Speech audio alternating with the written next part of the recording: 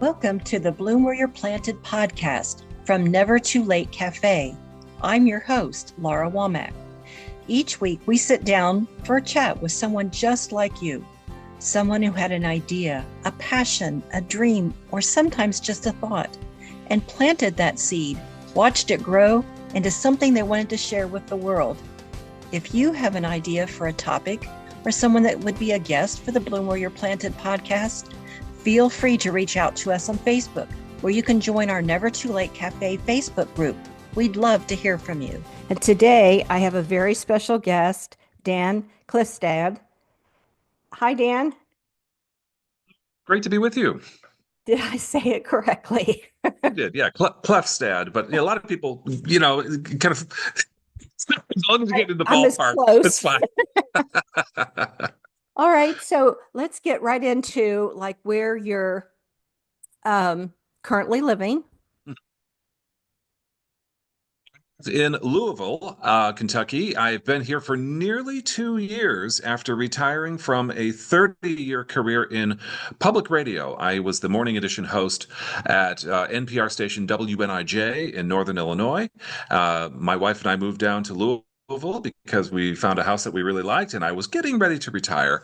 And very shortly after I landed here in May of 2023, I started introducing myself to authors, creatives throughout Louisville, Lexington, etc., and introducing myself to bookstore owners and introducing myself to media outlets and podcast hosts and such. And so eventually, rather quickly, I got on to the Star Chamber show, hosted by Steven Zimmer and Holly Philippi, the people behind the Imaginarium. And that's kind of when I started to make myself known in this part of the world.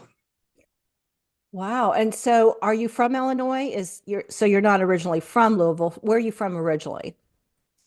So I lived 36 years in DeKalb, Illinois, which is about an hour west of Chicago. Okay. And that's where I went to school at Northern Illinois University, and then very shortly after got hired by the NPR station that is licensed to the university. Oh, okay. I didn't realize it was licensed to the university. So what is the art form that you currently do?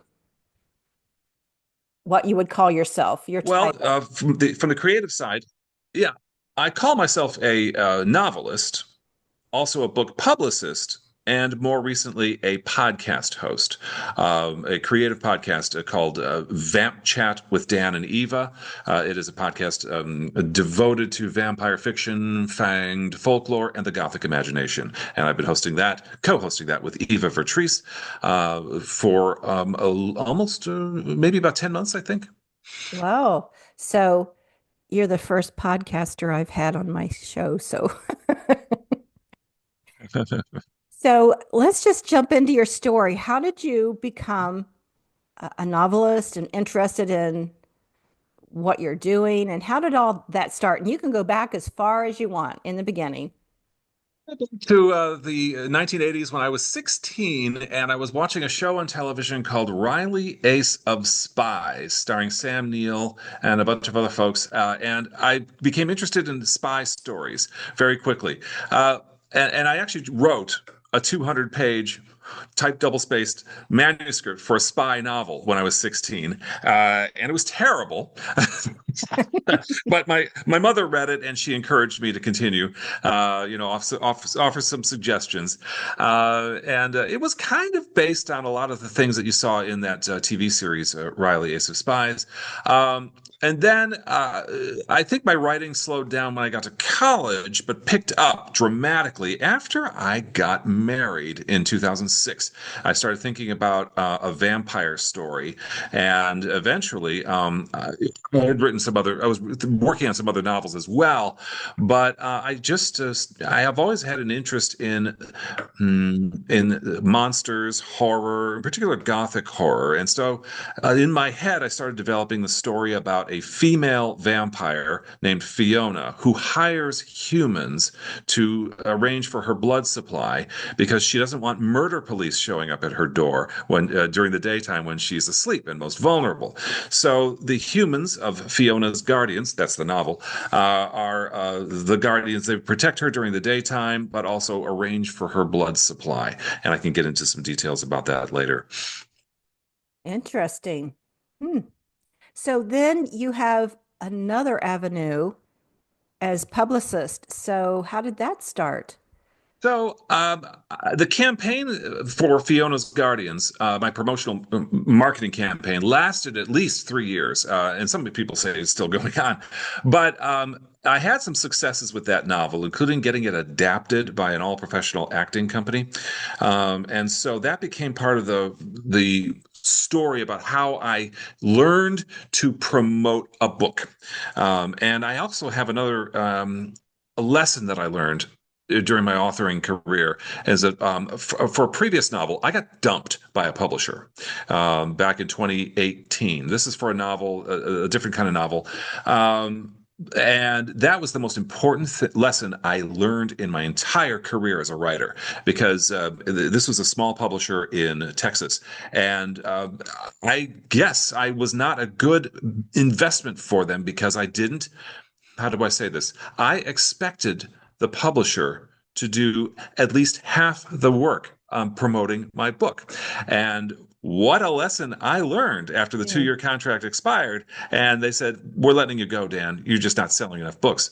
So then I went back and said, let's make this a little bit easier. Let's write a novel that fits into a genre, the vampire novel Fiona's Guardians, and then let's really make a study, make it a vocation of how to promote the book. And like I said, the campaign lasted for 3 years. And then, based on the lessons from that campaign, but also my broadcasting career, I came up with this book just in the last year, DIY Book Promo: How to Find Readers Without Spending Money. And the subtitle there is really important because a lot of authors do spend a good amount of money on a professional edit. And of course, if you want to, and especially if you're self-publishing, and if you want really good cover art that will stand out in an online listing or at the shelf of your local bookstore, you're going to need to invest in that as well. However, by the time you've put that book out there, you probably don't have, most people, I would say, probably don't have any more money for a marketing budget. And so what I try to teach is how to do it yourself, and also avoid getting scammed, because there are people out there who will say that they're going to promote your book for you and take your money and disappear. So there are so many reasons why you should be marketing it yourself. Wow. Well, scam artists are, I hate to put the word artist on it, but people that do scam, it's everywhere. So why not do something that, someone's got their baby project, and you're gonna give them money. And so tell me, do you have people that contact you that have used your book and said, "Oh my gosh, this has been the best thing," or they're utilizing those techniques? Yes, I've had two different types of reactions. One, a group of people who are willing, and for various reasons, I get that some folks just don't want to do the promotional work themselves, and I want to put that there as recognizing that there are reasons, legitimate reasons, why a writer may not want to or be able to promote themselves effectively. Okay. Right. But the first group of people who reads DIY Book Promo respond well to the very practical advice I give, which is, first, find a really good review, a reviewer, I should say, that who's respectable. Yes, you're going to need Amazon reviews because that helps with search and all that. However, you can't go to an independent bookseller, or I wouldn't recommend going to an independent bookseller in your neighborhood and say, "Hey, I've got a new book out. Look at all these Amazon reviews," because Amazon, of course, is their chief competitor. So you're going to need to have a reviewer. It could be a blogger in your genre, someone who's a very respected blogger, someone who read everybody who came before you, or very nearly, and their reviews will have gravitas. I am also a big fan of the publication Windy City Reviews, which is put out by the Chicago Writers Association. I'm a member, and their reviews are free. And I would put a review from Windy City Reviews up against Kirkus any day of the week for a respectable LD. And of course, Windy City Reviews is free. And then once you get that great review, I talk about co-branding with independent bookstores. I can get into that in a little bit if you like. And I also talk about pitching media outlets for interviews and, again, performing well in front of the mic. That's incredible. Well, I don't want you to give away any of your book secrets because that's in the book, but you could probably even do whole classes on that because it's a needed thing. And we're definitely in an era where people are, I know a lot of people that are writing and they're at the point of saying, I was always going to do. That's kind of how I got started. This was that I always knew a lot of people that said, someday I'm going to.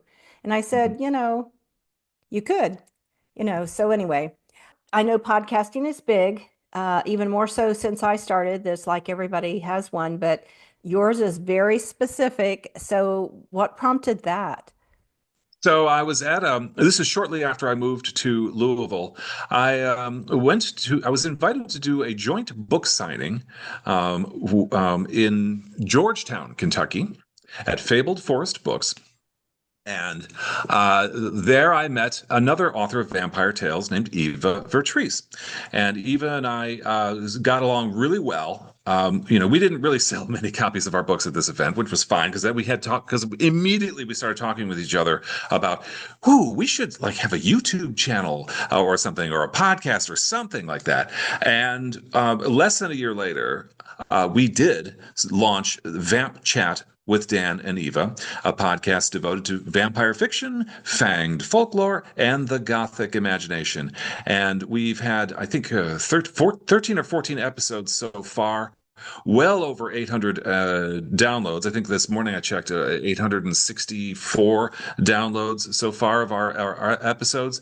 And now we're looking for a sponsor, and because the show is, we do want to improve the show, perhaps graduate from audio only to video, and so those kind of that would require some outside investment. So hopefully we'll have a sponsor soon. Amazing. So yes, there's people don't realize that there's a lot that goes into it. So, and Well, yes, and a lot of it is. And this because doing a show like this, we don't do it every week. It's every other week, and the reason is because this show is scripted. It is an enormous amount of time spent not only reading the books by the authors who we invite onto the show, and then Eva and I will script, we'll have our lines, we'll have our questions, everything's written out, and it's just it takes an enormous amount of time and effort. So. That is one of the things I encourage people to think about. If you're going to do a very specific kind of show like that, it does need to be as polished as possible if you want to own that space. And we do. Eva and I want to kind of own the vampire podcast space. And I think we're doing a pretty good job of it so far. So it's a story, basically. It's not just an interview, but it's also a story. Well, it's actually all about the guests. We bring on people who are novelists, poets. We've actually had a poet, and then we also bring in experts, people who have written about the folklore, anthropological, and even historical aspects of vampire panics in Serbia or in New England, that sort of thing, where people, are actually dying of consumption, tuberculosis, but are blaming it on some sort of mysterious thing that's buried in that cemetery. And so they exhume corpses, and there's a long history of that. And so we love to hear from the folklorists who've actually been to some of those digs, including Michael Bell, a very famous folklorist who explored a dig in 1990 in Connecticut, where he found a skeleton that had been disarranged. The head had been turned around the skull. So if the skull was facing the earth and the femurs were crossed over the rib cage. Somebody really wanted to send a warning about who was buried, what or whatever, who was buried there. So those are the kinds of conversations that we have. But some of our favorite conversations have been with novelists. We've interviewed Dacre Stoker, who was the great grandnephew of Dracula author Bram Stoker. We interviewed Oscar-winning makeup designer V. Neal recently, who actually started out with The Lost Boys film from 1987. Yeah, so we had a lot of fun speaking with her as well, and yeah, so we got guests. PC Cast is scheduled for April 4th, I think, on our show. So she's a best-selling novelist of the House of Night series and a YA vampire series, and so we'll be speaking with her as well. So how do you find your guest? I mean, because they're not like local to you. Well, I should take that back because the internet, you can find people anywhere in the world. Yes, but when we started out, we actually had to just go and look for people. We and you can find people in these genre kind of groups, vampire groups in Facebook or wherever. There are a whole bunch of those. However, it has gotten easier for us as more people have started to seek us out, and so then we, do our research on them and decide, yes, we definitely want to have this person on the show, and then, well, we schedule them. The folklore part is something I never would have thought of. Very cool. So, um, were there influences in your life as you decided to do these things? Yeah, not all of them were vampire novelists. I spent many, many years reading spy thriller novelist John le Carré.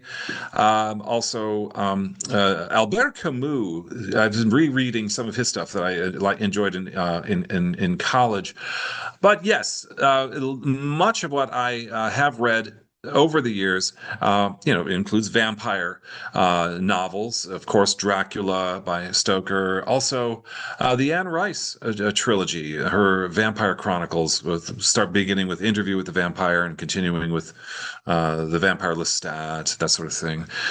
Stephen King's vampire tales, like Salem's Lot, I've read that. I mean, I've tried to read as much of that genre as possible just to become knowledgeable, but it also has helped, I guess, inform my own writing when it comes to vampire stories. Well, certainly sounds like you're well versed on your subject. So, this podcast is called the Bloom Where You're Planted podcast. Mhm. And I always ask people what that means to them. So, what does that mean to Dan? We'll take the most literal interpretation that I can. I mentioned earlier that I've only been in Louisville or in Kentuckiana, for almost 2 years. And this is after I retired and I came here and I immediately tried to bloom as an author and as a member of the writing and publishing and book marketing community here. This whole ecosystem that involves authors, booksellers, reviewers, etc., and podcast hosts like yourself, Laura. And so I tried to introduce myself to as many of these folks as possible right after I landed here. And I am planted and I am taking root, and I'm hoping that I will continue to thrive here in Kentucky. I personally know the Louisville, Kentucky. Well, I'm there frequently because I have contacts there and family. But yes, there's an active artist community for a number of, not just writers and publishers, but in general. And it's a great place to have landed. So, I agree. so what words of wisdom would you give to someone that wants to do what you're doing or have done? I think other people have probably given much better advice than I could about the writing process. However, when it comes to having your book out there, I can give a bit of advice based on experience. I mentioned earlier that I got dumped by a publisher because I expected them to do at least some of the marketing of my book. So my advice to you is do not expect anybody to do the marketing for your book. You're going to need to do it yourself. Mm, exactly. So that's great. So what's next for you, Dan? Well, I am trying to finish composing the sequel to Fiona's Guardians, my vampire novel, and I'm having some success there. I'm over 50,000 words, and I'm hoping that I can finish the book. If I finish the book in time if I finish the book by May or maybe into June a little bit, my publisher, Burton Mayer's Books, could get the book out in time for October. So that's kind of where I am right now.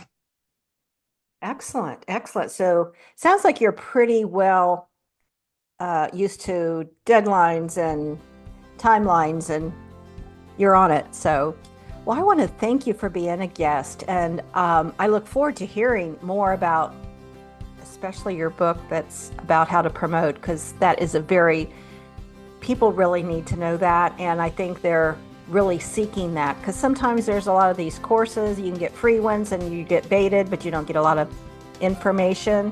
And sounds like you've got a lot of meat in your book. So thank you, a podcaster on my podcast. Laura, I very much appreciate the invitation, and it was wonderful speaking with you, and I hope we speak again. Yes. All right. Okay. So as our time comes to a close, remember to keep creating, keep sharing, and keep supporting each other. And remember to bloom where you're planted. Bye for now.